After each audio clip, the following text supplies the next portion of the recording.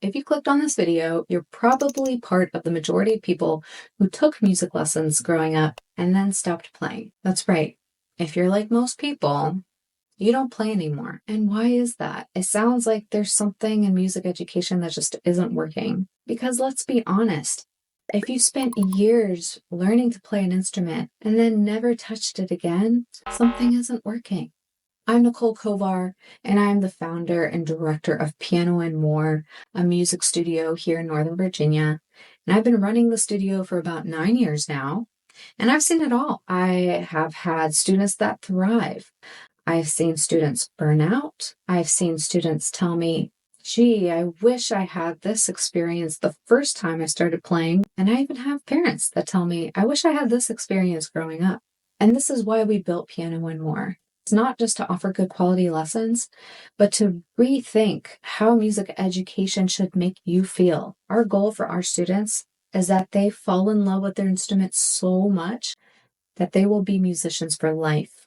In this part one of our video series, I sit down with one of our awesome teachers, Denzel Knox, and we talk about ways that music education has gone wrong and what we're doing instead, and why it's important to be a lifelong musician. Let's dive in. So, Nicole, you are the founder and executive director of Piano and More. What is Piano and More? Piano and More is just an in-home lesson studio where we make learning fun. You want it to be an enjoyable experience, so that way it's actually a lifelong hobby. It's not just something that, you put on your resume or you put on your hobby list, but you never touch again. Like, we want it to be something that you use and is going to be beneficial to you. Nice. So is it just you, or how are you handling lessons? So I started off as a solo teacher.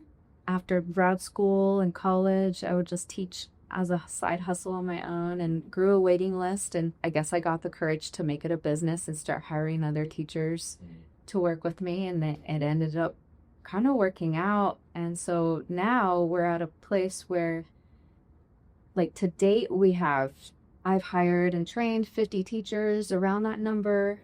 And we've definitely taught hundreds of students in Northern Virginia. Nice. What would you say the purpose of Piano and More is? What's the mission behind it? Our mission is to create happy musicians and happy performers. And our vision is really to have music education be something of great value. We want every household to have happy musicians in it. We want playing an instrument to be just a very natural and cherished part of family life. That's fair. So you keep saying happy, and I'm curious, where did that come from? Why do you want happy performers, happy musicians? It's a key word of ours. We want it to be happy. And it's because, from my experience, learning piano wasn't happy.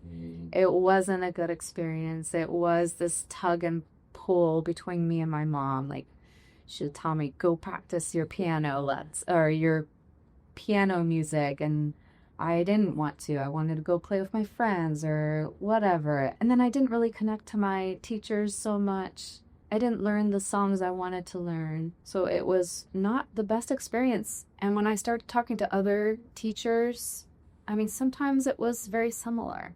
So we wanted to change the way people learned music. It doesn't have to follow strict standards. And sometimes those standards are good and you're willing to accept them, but not all children know. That's a good point. So as far as these in-home lessons that you do at Piano and More, how does the learning experience change when it's an in-home lesson?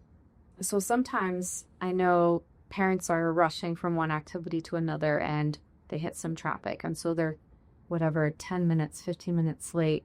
That's another thing we can avoid, right? They don't have to have this pressure of, we have to arrive on time. And then, that student will carry that stress into the lesson too.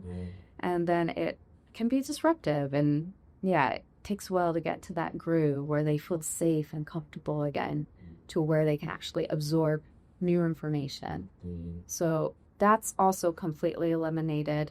And another thing that I really like as an in-home teacher is I can control their practice environment. I can avoid them being distracted. I can help them organize their sheet music. I can show them, okay, this is where you use your resources. We'll place them here. And that way we can avoid, missing sheet music. We can avoid just being really disorganized. I've also had some spaces where a piano should not be there. Like, for example, I had to teach lessons in this game room where there was this giant TV and PlayStation and controllers. And it's kind of hard to compete against video games. Yeah. It's really hard. And sometimes even during the lesson, there was two boys. His brother would come down and play video games during the lesson. And I was like, okay, this is not going to work. That makes me now wonder, how in the world is he going to practice if his siblings are there playing games or playing video? Yeah, it's just not going to work. So now I can kind of help recommend, like, maybe we should try to find a different place if we really do want to take advantage and, take advantage of practice time. And that can really help to have that teacher's eye and recommendation. Okay, so Nicole, tell me, what is Piano More's teaching philosophy? Yes, our teaching philosophy is very important to us. Whenever we're hiring teachers, this is one of the first questions we ask is, check out our philosophy on our website. Is this something you connect with? Basically is I want every student that comes to us, I want them to enjoy the learning experience. It needs to be fun. What I like to say is I want the instrument to pull them in rather than retract. So if you end your lesson on a bad note and the student starts to see that instrument, they're going to develop feelings of like, ugh, I don't want to be near that even, because there are these negative feelings associated with it now. So it always needs to be a positive experience. And sure, there's going to be times where it's hard. And so our teachers are trained to incorporate different techniques. For example, break it down. It doesn't all have to be learned at one time. We can go at the student's pace. So yeah, we really believe in catering to the student, building their strengths first, so that way we can build their confidence and then come back and work on the weaknesses, teach them music that they really enjoy, that they want to learn. If they don't know, then we help them, like show different genres and give them ideas. It's just really crucial that it's a good experience. What we stand against is basically this is one standard method and we have to enforce everybody to follow them. We are not that type of studio. So if you're looking for somebody that incorporates like a certain curriculum and really emphasizes competitions and more intense roadmaps to becoming a musician, there's nothing wrong with that. There's definitely beauty in that. You can create some really talented composers and pianists, musicians through those methods. But we just don't specialize in that. That is what makes us different, is that we're willing to mold standards more towards the student. It's quite simple. Like, there's many ways to learn music. For example, Elvis Presley, he's the rock star, right? He is the king of rock. And he actually never learned how to read music. Yeah, he doesn't know notation, doesn't sight read, but he's the king of rock. So there's many ways to become a musician. We believe everyone has a musician in them, and it's simple, and that's because it's very relatable. Music is across many cultures, across genres. Everybody has a favorite song. Everybody has a favorite band. It's a language of emotion, and we all carry these emotions. So it's definitely something that everyone can learn. And even if you've never learned an instrument in your life, you can still learn an instrument later in life. So you mentioned that everyone has a musician inside of them. But what would be the point? Why should I learn to play an instrument? What are the benefits? There's multiple benefits, and depending on who you are, you're going to receive different benefits from playing an instrument. And that's what's so cool about music. And that's why I like to say, music is a superpower. We actually have a quiz on our website called What is Your Musical Superpower? And this quiz will help show you what benefits you will receive from it. So it's something I encourage everyone to try out. We can kind of go over some of the benefits. And I think the first one that is most popular is the cognitive benefits that and how the brain is boosted when you play an instrument. When they've done studies on musicians, they see a lot of activity happening on both sides of the brain. Neurogenesis, so new neurons are actually being developed and strengthened as you learn to create fine motor control in the muscles. And it has also helped increase attention spans. So if you're struggling with your focus, this is something that playing an instrument, reading music, notation, it can help increase your focus. And something that I really struggled with as a child was math. And it was really nice to learn piano and see math in a visual format. That's something that notation actually does, is it helps you visualize kind of like fractions, but on the keys. You mentioned before of how music affects the emotions and the expression of that. How does that enhance that ability to express your emotions? So music is very beneficial when it comes to increasing emotional intelligence. And rightly so, because it is a language of music, right? Something I can give like a concrete example. When you're working with a teacher, one-on-one, private lesson, and you're evaluating a piece of music, there are sound dynamics that are implemented, and you kind of talk about why the composer added this into the piece. Like, why are we playing so strongly, and why do we quickly diminish and make it soft? And it's because of emotions. That composer wants the audience to feel the emotions that they wrote to the song. And so as you're going through this process, you're actually learning to identify emotions, and you talk about them with your teacher. And so it's like an indirect way of even processing and releasing your own emotions, which is kind of cool if you ask me, because emotions can kind of be scary sometimes. It's not easy to face your emotions. This is just a natural process of being a musician, is you do address emotions, you do talk about them, you get good at identifying them, and it's not as scary when it happens in real life. But when you're doing it, it's not directly like, you don't have to open your soul and look at your emotions, right? It just kind of, you just relate to the music, you connect, and you do start addressing and releasing some of your emotions in an indirect way. So that's pretty cool. What about with stress and anxiety? Have you noticed if learning an instrument has increased stress, or does it help reduce stress? Does it kind of help them manage that? When it comes to stress and anxiety, we all have it, right? And it's really important to build techniques and strategies to mitigate that stress and not let it continue to build throughout the day. And something as simple as singing in your car can do a lot. It can release a lot of that energy, that negative energy. I had a student that actually used her songs to release pressures and anxiety that she had built up throughout the day.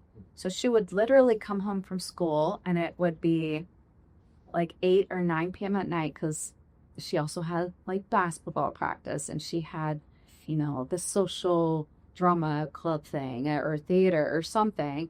And she's coming home late at night, and one of the first things she would do is just go to the piano, and it was just her way of releasing stress. Even when it was final season, she would find time to just take a break from her homework and go to the piano and play, so she could kind of release some of that tension of the finals coming up. So it really is a nice method to release stress and anxiety after a long day, and it's right there, accessible to you, and it's something you can do at any moment of time.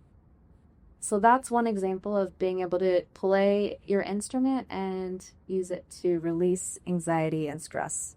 I like the fact that you emphasize, because you mentioned, I don't know if it's on the website or maybe we were talking about it, but you mentioned how, kids are doing so many different things. They got sports, they have music, theater.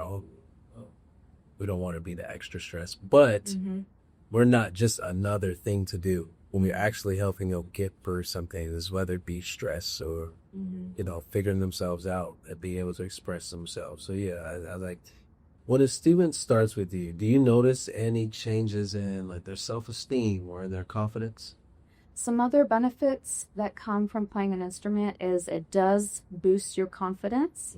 And that can be simply because you've accomplished pieces that you wanted to learn, that you can take it a step further and then play it for somebody else and get acknowledgement. And that's a reward in itself, right? Somebody commends you for your work.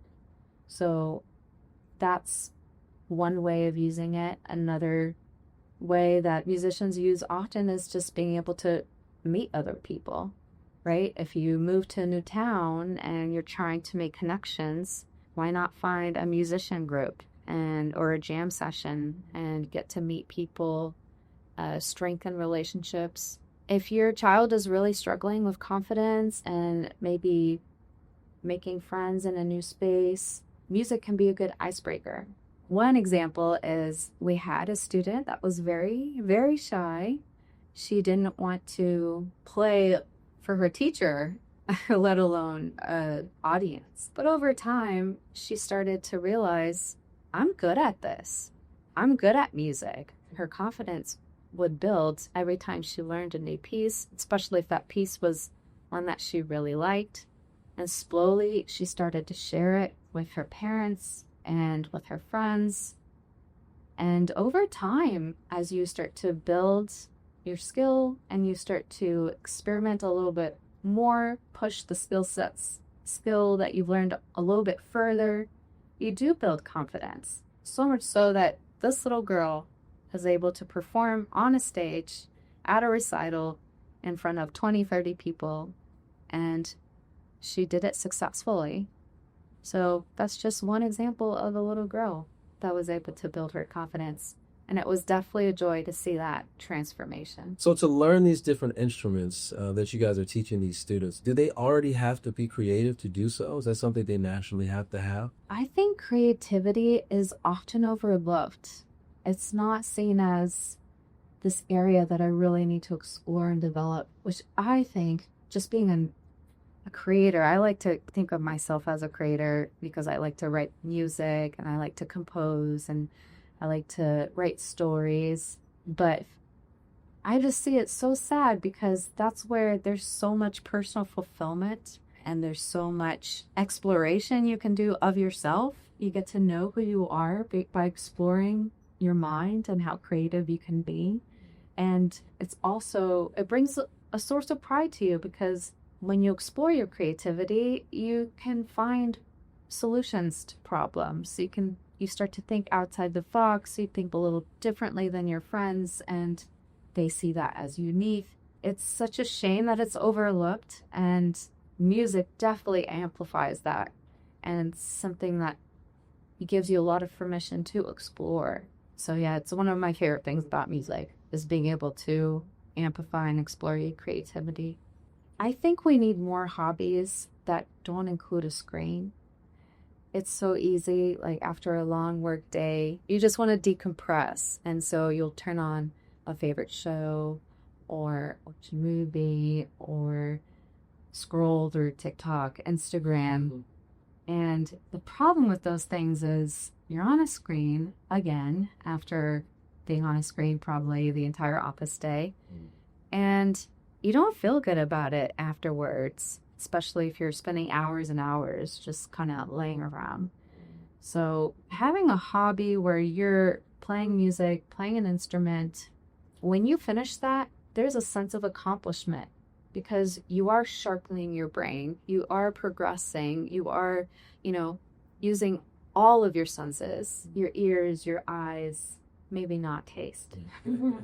But a lot of them are very active and you are sharpening them, fine-tuning them. And when you leave the piano bench or when you set the guitar down, you feel good. And there's this dopamine effect that will trickle into the rest of your night. So that's always really nice. Thanks so much for watching. If this resonated with you, and if you believe that music education should be a happy experience, hit that like button and subscribe so you don't miss any of our upcoming videos. And if you're curious about what lessons would look like in your home, I'd love you to join our community. You can sign up for our newsletter, or better yet, you can book a trial with us directly from our website right now and discover what it's like to experience it firsthand. We'd love to meet you. See you in the next video, and keep the music going.